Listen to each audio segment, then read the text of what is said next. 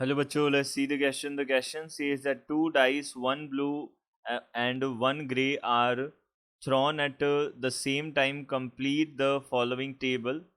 Event sum on two dice 2, 3, 4, 5, 6, 7, 8, 9, 10, 11, 12. Probability. From the above table, a student argues that there are 11 possible outcomes 2, 3, 4, 5. 6, 7, 8, 9, 10, 11, 12. Therefore, each of them has a probability 1 by 11. Do you agree with this argument? हमको देखो, हमको बोला है एक blue है और एक grey हमारे पास में डाइसेस हैं. ये दो डाइसेस है हमारे पास. हमको क्या करना है, इस टेबल में प्रोबेबिलिटी को कंप्लीट करना है. ये हमारे पास में, और एक स्टूडेंट जो है इस टेबल की हेल्प से ये आर्ग्यूमेंट कर रहा है कि 11 पॉसिबिलिटीज़ हैं, तो सबकी पॉसिबिलिटी 1 बाई 11 हो जाएगी ईच की. तो क्या हमको ये बताना है कि हम क्या एग्री करते हैं इस आर्ग्यूमेंट से, ये हमको बताना है. तो फर्स्ट ऑफ ऑल हम यहाँ पे की कॉन्सेप्ट की बात कर लेते हैं. की कॉन्सेप्ट हमारा क्या होगा? की कॉन्सेप्ट होगा, हमको प्रोबेबिलिटी फाइंड आउट करनी है. तो प्रोबेबिलिटी का फॉर्मूला हम देख लेते हैं. तो ये हो जाएगा number of favourable outcomes divided by number of total outcomes होगा. तो यहाँ से नंबर ऑफ टोटल आउटकम्स, ये हमारे पास में प्रोबेबिलिटी का फॉर्मूला होगा. तो इसी फॉर्मूला का यूज़ करके हम सारी प्रोबेबिलिटीज़ फाइंड आउट कर सकते हैं. तो सबसे पहले हमने फर्स्टली ये देखा कि 2 होने की प्रोबेबिलिटी क्या होगी. तो 2 आने पे हम यहाँ पे देख सकते हैं कि 1,1 एक ऐसा कंडीशन होगा जिसपे केवल 2 आ सकता है. तो सम ऑफ टू डाइसेस ऐसे लिख देते हैं, sum of two dices, sum is 2. अब सम अगर 2 है तो क्या क्या पॉसिबिलिटीज़ हो सकती है? 1,1 हो सकता है, केवल एक फेवरेबल आउटकम्स होगा. फेवरेबल आउटकम होगा तो प्रोबेबिलिटी हम बोल सकते हैं, प्रोबेबिलिटी इज इक्वल टू कितनी बन जाएगी? 1 बाई. अब देखिए, टोटल आउटकम्स हम देख लेते हैं उससे भी पहले. तो टोटल आउटकम्स हमारे पास कितने हो जाएंगे? टोटल आउटकम्स, अब दो डाइसेस को अगर थ्रो कर रहे हैं तो हमारे पास क्या क्या पॉसिबिलिटीज़ हो सकती है? ऐसा हो सकता है पहले डाइस पे 1 आ जाए, दूसरे पे 1 आ जाए, पहले पे 1 आ जाए, दूसरे पे 2 आ जाए. इसी तरीके से हम बोल सकते हैं पहले पे भी 6 पॉसिबिलिटीज़ है और दूसरे पे भी 6 पॉसिबिलिटीज़ है. तो 6 हमारे पास टोटल 36 पॉसिबिलिटीज़ हो जाएंगी. तो यहाँ से हम बोल सकते हैं 1/36 आ जाएगा पहले जो हमारे पास सम 2 है उसकी प्रॉबिलिटी. देन हमने सेकेंडली देखा सम इज़ 3. अब सम अगर 3 है तो क्या क्या पॉसिबिलिटीज़ हो सकती है? तो 1,2 हो सकता है और 2,1 हो सकता है. ये दो पॉसिबिलिटीज़ हो सकती है. तो प्रोबेबिलिटी जो है वो क्या बन जाएगी? प्रोबेबिलिटी इज इक्वल्स टू, यहाँ से हो जाएगी हमारे पास में 2/36 यानी कि 1/18 हो जाएगी. तो यहाँ से हमने सबसे पहले तो लिखा 1/36, फिर लिखा 1/18. ये दो प्रोबेबिलिटीज़ आ गई. देन अब आफ्टर हम क्या बोल सकते हैं? थर्ड हम देख सकते हैं. तो थर्ड है हमारे पास सम इज़, यहाँ से सम इज़ कितना हो जाएगा? सम इज़ 4. अब 4 के लिए हमने देखा तो 4 के लिए 3,1, 1,3 हो जाएगा एंड देन 2,2 भी हो जाएगा. ये हमारे पास 3 बनेंगी. तो प्रोबेबिलिटी हमारे पास क्या हो जाएंगी? Probability is equals to 3 by number of favourable outcomes divided by number of total outcomes, 1/12 बन जाएगी. तो यहाँ से हमने बोला ये 1/12 बन गई. अब इसके बाद में हमने नेक्स्ट देखा सम कितना होना चाहिए? 5. तो फोर्थ हमने यहाँ से कैलकुलेट किया, फोर्थ हो जाएगा सम इज़ 5. अब सम 5 हो इसके लिए हमने देखा. तो सम 5 के लिए हमने देखा तो यहाँ पे सम 5 कब कब हो सकता है? 4 वाला तो हमने ले लिया, 5 वाला देखते हैं. तो 4,1 पे हो सकता है, 1,4 पे हो सकता है, 3,2 पे हो सकता है, 2,3 पे हो सकता है. ये हमारे पास में फेवरेबल आउटकम्स हो जाएंगे. टोटल आउटकम्स हमारे पास 36 है ही है. तो यहाँ से हम क्या बोल सकते हैं? प्रोबेबिलिटी जो बनेगी वो किसके इक्वल हो जाएगी? 4/36. तो ये हो जाएगा 1/9. अब नेक्स्ट हमने देखा फिफ्थ में हमारे पास सम इज़, बात करते हैं 6. सम अगर 6 हो तो कैसे बन सकता है? 5,1, 1,5. देन उसके बाद में 4,2, 2,4 ये बनेगा. देन उसके बाद में 3,3 बन सकता है. ये हमारे पास पॉसिबल आउटकम्स होंगे. तो प्रोबेबिलिटी जो है वो क्या हो जाएगी हमारे पास? हम देख सकते हैं यहाँ से कितने हो जाएंगे, 2, 2, 4 और एक 5 हो जाएगा. तो 5/36 बन जाएगा ये हमारे पास. नेक्स्ट हमने देखा सिक्स्थ, सम इज़, यहाँ से हो जाएगा 7. तो सम अगर 7 हो तब हम देख सकते हैं. तो एक तो हो जाएगा 6,1, एक हो जाएगा 1,6, देन आ जाएगा 5,2, 2,5, देन आ जाएगा हमारे पास 3,4, 4,3, ये बन जाएंगे हमारे पास।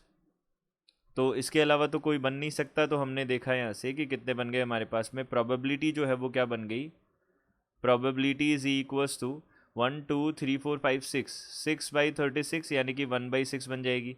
नेक्स्ट हमने देखा 7 देख लिया। तो 7 में क्या है, सम इज, यहाँ से 8 देख लिया। तो सम 8 कब हो सकता है, ये हमने देखा। तो 6,2, 2,6 पे हो सकता है। 4, देखिए 3,5 पे भी 8 बन सकता है, 5,3 एंड 4,4 पे बन सकता है। ये हमारे पास में बनेंगे फेवरेबल आउटकम्स। तो प्रोबेबिलिटी जो है वो क्या आ जाएगी, प्रोबेबिलिटी इज इक्वल्स टू, ये बन जाएगा 5/36 बन जाएगा। ये हमारे पास 3 to 5, 5/36 बन जाएगा। एंड नेक्स्ट हमने देखा 8th देख लिया। तो 8th में हमारे पास क्या हो जाएगा, अब देखिए सम इज़, अब 9 की बात कर लेते। देखिए हमको कितने निकालने थे, 12 तक जाना पड़ेगा हमको। तो सम इज़ 9। अब 9 के लिए हमने देखा, तो 9 के लिए हमने देखा तो 4 और 5 आ जाएगा। एक आ जाएगा 6 और 3 आ जाएगा। अब 4,5 है तो 5,4 भी आएगा, 6,3 तो 3,6 भी आएगा। अब यहाँ से 4 हो गया, 5 हो गया, 6 हो गया, ये हमारे पास बनेंगे 3 हो गया। उसके बाद में 2 से बन नहीं सकता, 2, हम 7 नहीं ले सकते, 7 तो होता ही नहीं है। तो यहाँ पे 4 हो गया है हमारे पास। तो प्रोबेबिलिटी जो है वो क्या आ जाएगी, प्रोबेबिलिटी इज इक्वल्स टू, यहाँ से 4/36, इट मीन्स यहाँ से कितनी हो जाएगी, 1/9 हो जाएगी। अब सिमिलरली हमने नेक्स्ट देखा। तो अब इसके बाद में हमने देखा 9th, 8 तो हो गया, ये हो गया हमारे पास 9th। तो 9th में हमारे पास कितना हो जाएगा, सम इज़ 10। अब सम 10 है तो हमारे पास क्या क्या पॉसिबिलिटीज़ हो सकती है, 6,4, 4,6, 5,5 एंड अब इसके बाद में अगर हम 3 लेते हैं तो नहीं बनेगा। तो ये हमारे पास 3 पॉसिबिलिटीज़ हो जाएंगी। तो प्रोबेबिलिटी जो है वो क्या बनेगी, प्रोबेबिलिटी इज इक्वल्स टू 3/36, यहाँ पे 1/12 बन जाएगी। अब देखिए यहाँ से 10th देखा हमने, तो हमने 10th में देखा तो सम इज़ 11। तो सम 11 कब हो सकता है, जब 5,6 और 6,5 बने। ऐसे दो कंडीशंस ही होंगी हमारे पास। तो प्रोबेबिलिटी अब की बार क्या आ जाएगी, प्रोबेबिलिटी इज इक्वल्स टू, हम बोल सकते हैं यहाँ से ये बन जाएगी 2/36 बन जाएगी, यानी कि 1/18 बन जाएगी। तो यहाँ से हमने बोला 1/18 बन गई। अब इसी तरीके से हमने 11th देख लिया। 11th हमारे पास क्या है, सम इज़ 12। तो सम अगर हमारे पास 12 हो तो इसकी पॉसिबिलिटीज़ हमारे पास क्या होंगी, तो इसकी पॉसिबिलिटी हमारे पास सिंगल होगी 6,6। तो प्रोबेबिलिटी जो है वो क्या बनेगी, प्रोबेबिलिटी इज इक्वल्स टू 1/36 हो जाएगी। तो हम यहाँ पे फिल कर सकते हैं अब। तो सम 5 होने की प्रोबेबिलिटी कितनी है हमारे पास, 1/9। तो सम 5 होने की प्रोबेबिलिटी हमारे पास 1/9 है। देन 5/36 है, यहाँ से हम बोल सकते हैं 5/36 है। तो यहाँ पे 6 की हो जाएगी 5/36। नेक्स्ट हमारे पास में 7 जो है उसके होने की कितनी हो गई, 1/6, 7 की 1/6 हो जाएगी। 8 जो है उसकी 5/36 हो जाएगी, 8 की 5/36 हो जाएगी। 9 जो है उसकी हमारे पास कितनी हो जाएगी, 9 होने की हमारे पास में 1/9 हो जाएगी, 1/9 हो जाएगी। एंड नेक्स्ट हमने देखा 10 होने की हमारे पास 1/12 हो जाएगी, 10 होने की 1/12 हो जाएगी। नेक्स्ट 11 होने की हमारे पास 1/18 हो जाएगी एंड 12 होने की हमारे पास 1/36 हो जाएगी। ये हमारे पास प्रोबेबिलिटीज़ बनेगी। अब हमको बोला है, एक स्टूडेंट जो है वो आर्ग्यूमेंट कर लेता है कि यहाँ पे 11 पॉसिबिलिटीज़ हैं, तो हर की जो पॉसिबिलिटी होगी वो 1/11 होगी। बट हम यहाँ पे देख सकते हैं कि सबकी पॉसिबिलिटीज़ जो है, सबकी प्रोबेबिलिटीज़ जो है वो अलग अलग बन रही है। तो ये आर्ग्यूमेंट सही नहीं होगा ऑब्वियसली। तो हम क्या बोलेंगे, we don't agree with this argument. तो ये जो आर्ग्यूमेंट स्टूडेंट कर रहा है वो गलत आर्ग्यूमेंट है। तो हम यहाँ से बोल सकते हैं we will not agree, we will not agree with this argument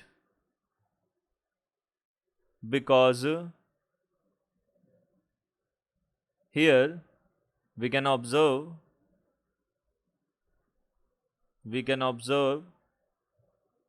the probabilities are